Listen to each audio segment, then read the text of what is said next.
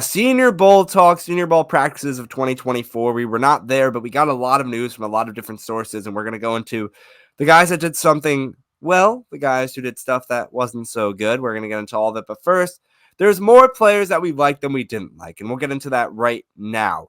Starting with quarterback Michael Penix Jr. If you haven't heard of his name, he was actually in the national championship this season, lost to Michigan. They got crushed, but he was able to make it there, and that's the most important thing. And he actually played very consistently well throughout the season at Washington and led them to a championship. Obviously, you're not going to really hear Washington and national championship a lot, so that really shows how good Michael Penix is as the quarterback. They had some help from guys like Rome Odunze, but that'll be more talks down the line when we get into our top players at each position. But for right now, so far in the Senior Bowl, the takeaways for Michael Penix, very accurate, far and ahead of the rest of the group of quarterbacks. Now, remember, not all players in the NFL draft, or especially top players in the NFL draft, are playing in these events at the Senior Bowl. There's only a small sample size of some guys who are normally like the top players aren't participating because they already know where their stock lands and they don't want to rise or lose it.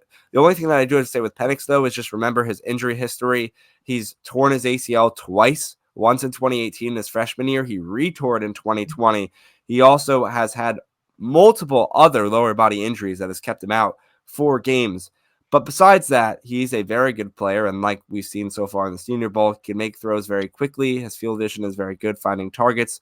Not able to see that a lot in practices, but it is something that I want to point out. That is the first stock up player. Alex, anything on Penix before I move on? Yeah, obviously a guy who's been, mocked very highly, in that first to second round range most of the time. Definitely some controversial opinions in terms of, or I should say widespread, not controversial, about where he's going to go, what his ceiling is on the older side as well. So there's a lot of discussion about Michael Penix, but he was very clearly the top QB at the Senior Bowl, and there really wasn't much debate about that. And it is crazy because he's been mocked to go mid to late first round, anywhere up to the beginning of the third round. So it is very interesting. We'll have to see as the weeks and months progress what happens with Michael Penix. Another guy we have here to talk about, running back Marshawn Lloyd out of USC, another team that did pretty well, and they have a good quarterback that's going to be declaring the number 1 quarterback, some say, in this year's NFL draft in Caleb Williams. But Caleb Williams isn't here. Marshawn Lloyd is. He's a great receiving threat out of the backfield. He has good hands, and his route running is very good as well. But Alex, what do we have about the running back? Yeah, I mean, Marshawn Lloyd, he's projected right now to be more of a early day 3 guy, 4th round. He's shifty. He's a really, really good player in open space, and you could see that at the Senior Bowl. I think it's one of those players that, we talk about how the practices are really, really important for the Senior Bowl, more important than the game. But I think for certain positions like the running back position, the game is also important in terms of evaluation. So I'm going to be interested to see how Lloyd does in the game and all these other running backs as well. But he was the kind of the running back that stood out for us. And so he's the only guy who's kind of on our stock up list here, from USC, played with Caleb Williams. So could they be a package deal potentially? We saw that with CJ Stroud last year in the draft, right? Obviously, they didn't play for the same team in college, but CJ Stroud said, hey, go get Tank Dell, and look how that worked out. So it wouldn't be totally out of the sorts that those two could potentially reunite in the NFL. And definitely an option that the Giants could look at, depending on what goes on with Saquon Barkley, what goes on in their backup role with Matt Breida, someone later in the draft, or at least in these top picks in like the 70s that the Giants have. They can swoop someone like Lloyd, a short guy. He's quick as well. We're doing more of like the giraffe coverage that you'll hear from us and see from us later in the next couple months. But, to get it out a little bit smaller version, I guess you could say. Yeah. Along with what Alex was saying, agility is very good there, and only 200 pounds. 5'9", 200 pounds is about what he weighs. So very short, quick player in Lloyd. All right, Alex is going to tell you about a couple guys now. All right, so Roman Wilson out of Michigan, obviously the Natty winner from this past season, and he really dominated on all 3 days of practice. He got open at all 3 levels. It didn't really matter who was throwing to him, what quarterback was there, what DB it was, even the very, very talented DB who we're going to talk about later in Mitchell from Toledo. But who's projected to be a top 20-ish pick at this point, and probably is boosted even higher with his Senior Bowl performance. But we're not talking about him right now. He was just winning every single time. He has an excellent release, a really quick release. And he's not the biggest guy, but he's still, it feels like, can get open with relative ease, even against some of these more physical corners.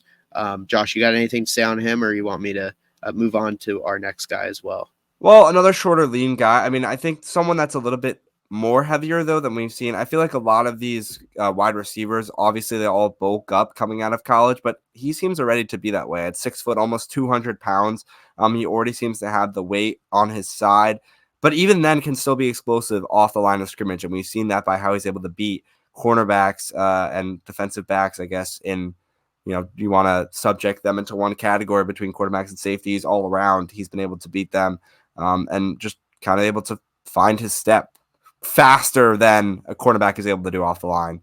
And it's really helped. And I mean, I go right now, you look up the guy's name, look up Robin Wilson on Google at this very moment, and it's all winner of the Senior Bowl, number one takeaway from the Senior Bowl. So he is definitely boosting his stock, and I'm sure he's very happy he attended the Senior Bowl thus far.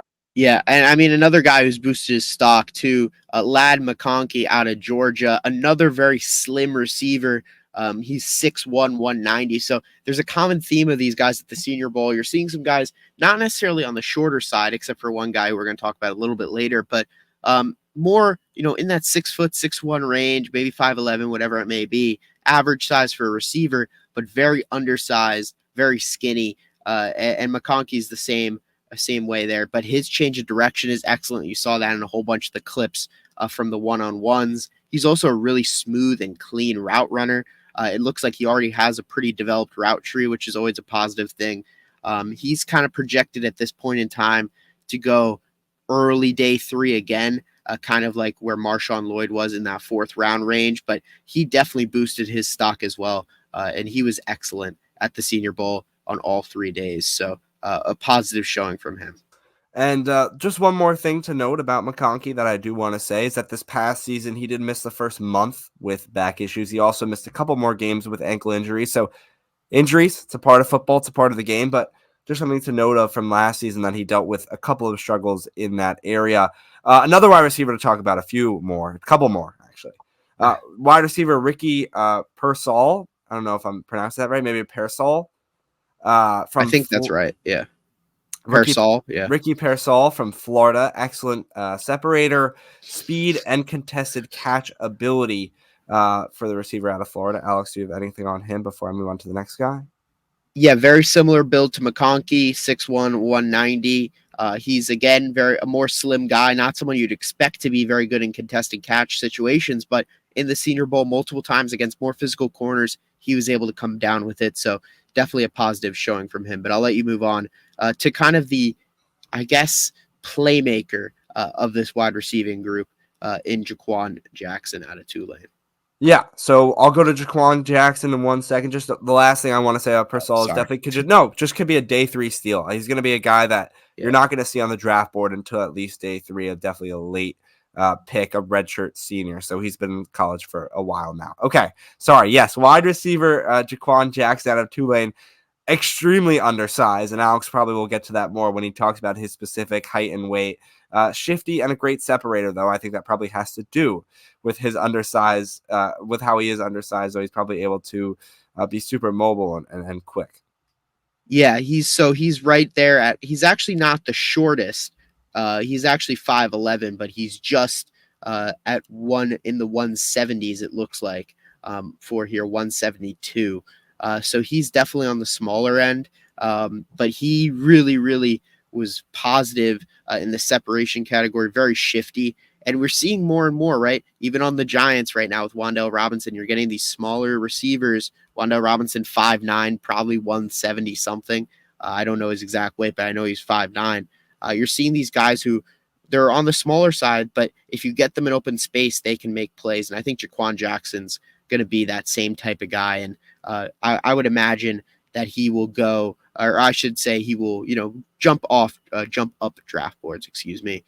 Well, I mean, at this point, he's going to use all the leverage that he can get because another guy that is very low on people's boards in like the 100s, 200s, you know.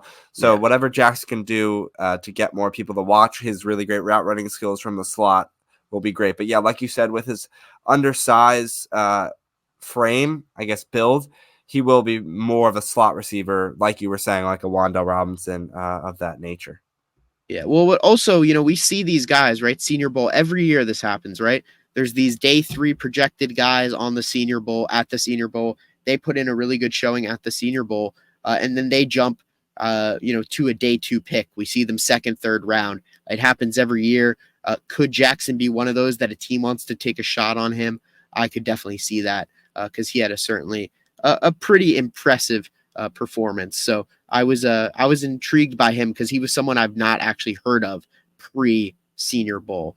So I was excited to hear about him. Someone who I did actually hear a little bit about here is kind of the consensus top O lineman at the Senior Bowl.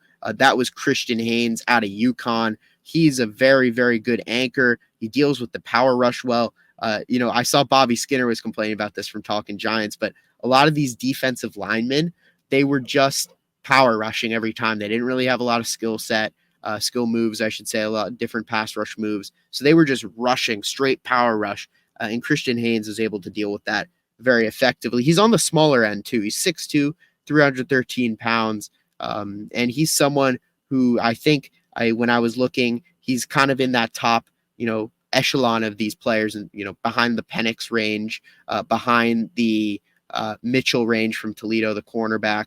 But he's right up there in terms of being probably a day 1 or 2 pick. And, I think he's going to be probably on the day 2 end of it. There's been a couple mocks actually where he's been taken in the first round. But I think that's day 2, second to third round, late second round is probably where he's going to end up. You got 2, Alex. Oh, yeah. Sorry. I was out of breath right there. We've got now offensive tackle Talise Fuaga, I believe it is, out of Oregon State. He's got really, really great strength. He's got great balance. And in the run blocking department, obviously at the Senior Bowl, you don't see a ton of run blocking, which, is kind of disappointing because it is something that's really important, obviously at the NFL level. But it was good to see in the limited capacity that he was there, that he was able to really be a monster in that facet. 6'6", just under 300, or just over 330 pounds, excuse me. And so he's a prototypical tackle size, and I think he's going to be very, very good in the NFL. And it's another kind of theme that we've seen from the Senior Bowl, that this offensive line group was definitely the strongest in terms of any position group. The tackles, the guards, even the centers, they definitely won the day pretty consistently against all these defensive linemen. The next player we have to talk about, more O-linemen. Tyler Guyton out of Oklahoma. Quick feet, uses his hands well. A guy that we've seen out of the Senior Bowl so far make a name for himself, a tall player at that. Was a redshirt junior this past year. Was previously from TCU. He ended up transferring over to Oklahoma. 6'7". So he's going to be a very impactful player on the offensive line wherever he ends up going because of his height, and 330 pounds. So a player in that, to say the least. He's a very big guy. And the next guy we have to talk about, just an inch shorter, but still a big guy in that, and that's offensive tackle Christian Jones. Aren't they all big guys? I guess they're on the offensive line. He's out of Texas. Good footwork and strength are the main 2 traits we have for Jones. 6'6", actually from Texas, a senior there, and weighs 320 pounds. So 2 guys, 2 big guys, 2 offensive linemen. Alex has defensive tackles now. We switch gears to the defense. Yeah, both of those guys in the day 2 range. So I think we'll definitely see them, what would it be, Friday night on NFL draft night, day 2. So moving on to the defense, we're going to the defensive line first. A couple of guys here that stood out. Like I said earlier, the defensive line was relatively weak in comparison to the rest of the group, and the offensive line really dominated. But there was a couple guys who really stood out. One of them, Braden Fisk out of Florida State, 6'5", 295. And for someone of his size, he was so quick off the mark, really, really quick first step. and he had a wide variety of pass rush moves, which again was a rarity. So he was very, very positive and definitely boosted his stock. Someone who was more day 3 projected, now probably more in the day 2 range. I keep saying that, but it is the case for a lot of these guys. And then defensive tackle Gabe Hall out of Baylor, someone who was really late day 3 projected guy, but had a really solid Senior Bowl, definitely climbed up boards. He has really good hands, and his swim move was just destroying some of these offensive linemen on the interior. So both of those guys definitely surprised, and I think out of a poor group of interior defensive linemen, definitely stood out. All right, and then moving on to the next player we have, it is an edge rusher or linebacker, whatever you want to call it. Darius Robinson out of Iowa, or Missouri, excuse me. Out of Missouri, Robinson has excellent get off, great power, good technique with his hands, 6'5", 296 pounds, so almost 300 pounds. He's a graduate student. So again, he's been doing it a long time. He was the 2023 first team all SEC this year, according to AP. He was also on the Senior Bowl watch list. Obviously, he ended up going there, and he won the Fall Academic Honor Roll too last year. So a smart guy at that as well, and a grad student. So getting his graduate degree, not only doing that, but hoping to get some playing time in the NFL.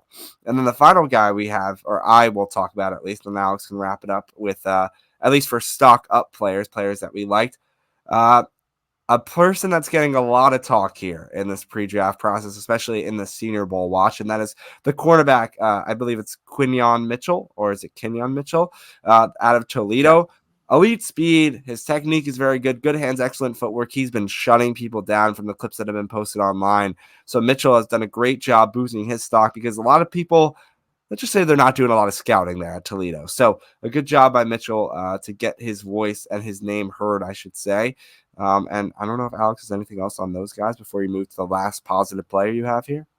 Yeah, I mean, for Mitchell, he's a guy who's going to be in a first rounder at this point, almost solidified that with his Senior Bowl performance. He's just overall really well-rounded, and he shut down pretty much every corner except for Roman Wilson at certain times. So I was very impressed by him, and I think he's going to be a really, really good player in the NFL. And then our final player here, Josh, we've got Kyrie Jackson, I believe is how you pronounce it, out of Oregon. He's got immense length. That's pretty much what he is known for. His arms are gigantic. It just felt like, I don't know if you watched some of his clips, Josh, but it just felt like he was like, the ball couldn't even get to the receiver. It was like impossible. His arms were that long. And then his hands as well, really good. He almost had a couple of picks there. He almost made a couple of incredible plays.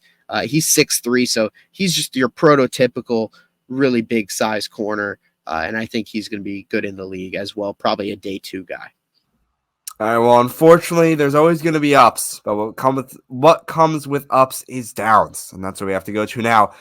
I'm going to first just get out of the way the wide receiver, Braden Reed, Braden Reed, excuse me, or Braden Rice. Jesus. Braden Rice, yeah. Braden Rice. His performance was so forgettable, you forgot his name. Well, it's not even that. It's just I want to talk about these quarterbacks because they've been absolutely horrendous. So I want to get Braden Rice, there we go, out of the way first. Poor separation that he had out of USC, one of the targets for Caleb Williams throughout this entire last few couple seasons, and especially this season with how good Caleb Williams was, but has not been good here in the Senior Bowl. And 2 players that have not been good in the Senior Bowl either, who are quarterbacks that were ranked pretty highly in the draft. 2 of those guys, one of them, the less notable name, but still up there, quarterback Spencer Rattler out of South Carolina has just been, they just both blatantly missed targets, like on the field. From all the clips we've been seeing on Twitter, they just have not been good.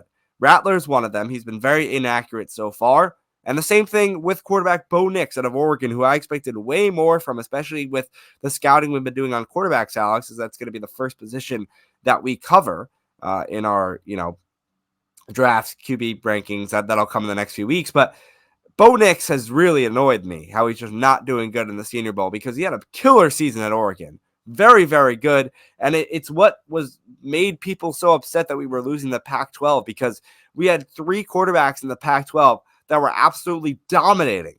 And then Bo Nix just takes all that, comes into the Senior Bowl, and performs super poorly.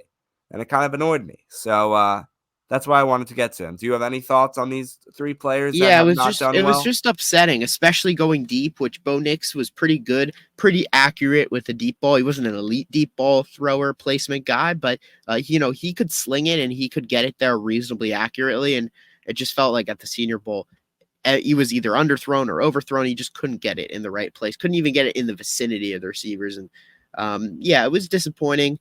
It wasn't like Michael Penix lit the world on fire, I should say, but in comparison to some of these other quarterbacks, I think he looked a lot better.